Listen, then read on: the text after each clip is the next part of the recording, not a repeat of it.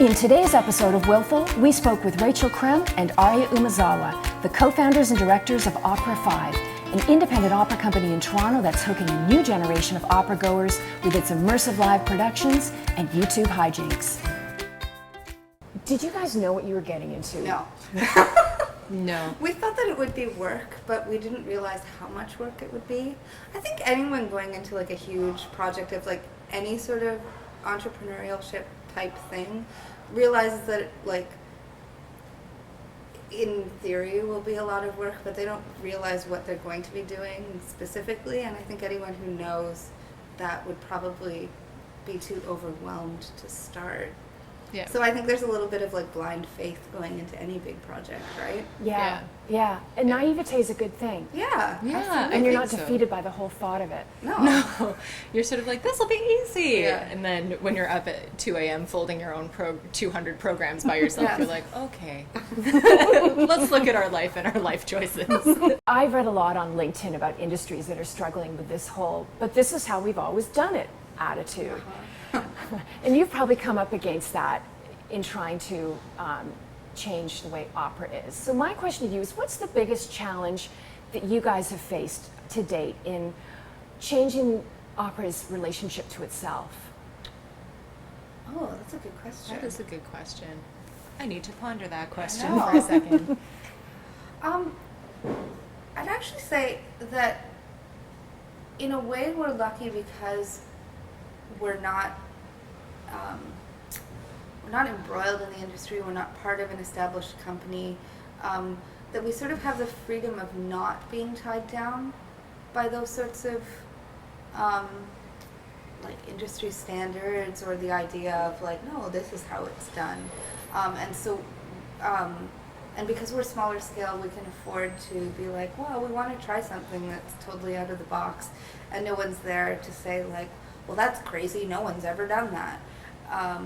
Like, you can't do that. So I think that in a way we're sort of spared from that sense, and so that allows us to be able to do what we want and create the shows that we want and not have to make these big compromises in a way. Like, as long as we're able to secure the funding to be able to do the shows, we can do the show that we want to do. Mm-hmm. So there's a lot of freedom and like liberty and raw creativity that is able to be around that, which is really exciting. Yeah. So And I think we're at a time now where the opera industry really is looking to change and is sort of stuck in a place where they're not sure what that change looks like, or so the. but also the bigger, like, it's hard for a really big established company to all of a sudden like change directions completely. Like, it has to be a slow thing, whereas It has to respect donors and yeah, exactly, all of those things. You can't just, as the COC decide one day that like, okay, we're going to do all site specific operas. They've got a beautiful opera hall that is where they perform shows. They couldn't do that, whereas we don't have the luxury of having a beautiful hall, but we also have that freedom to be able to do things elsewhere. and to redesign the space. Yeah. Sorry, again, I cut you off. No, that's okay. I was just going to Yeah. say, like, I think, in talking to people in the industry and who are working at these big houses, there is a real push to sort of find and nurture the next generation of audiences, but there's always this mind to the catering to the existing audience, and those are sort of at odds with each other. So I think Opera 5 is actually in many ways very fortunate because we have a lot of flexibility and mobility. Opera 5 seems like a company where vocal strength and ethnic diversity come together. Was that the goal from the start? It was sort of an unspoken goal from the start, and it's become a much more spoken goal now. Yes. One cannot publish an op-ed on ethnic diversity in opera and then not stand behind those Yes. statements. Yeah. So that's when it really became an actually stated focus of Yes. Opera 5. Yeah. Yeah. Wow.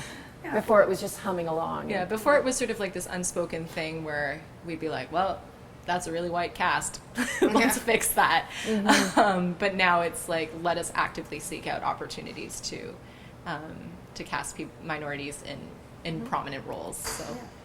Rachel, Aria, thank you for being willful. Thank you so you for much having us us here.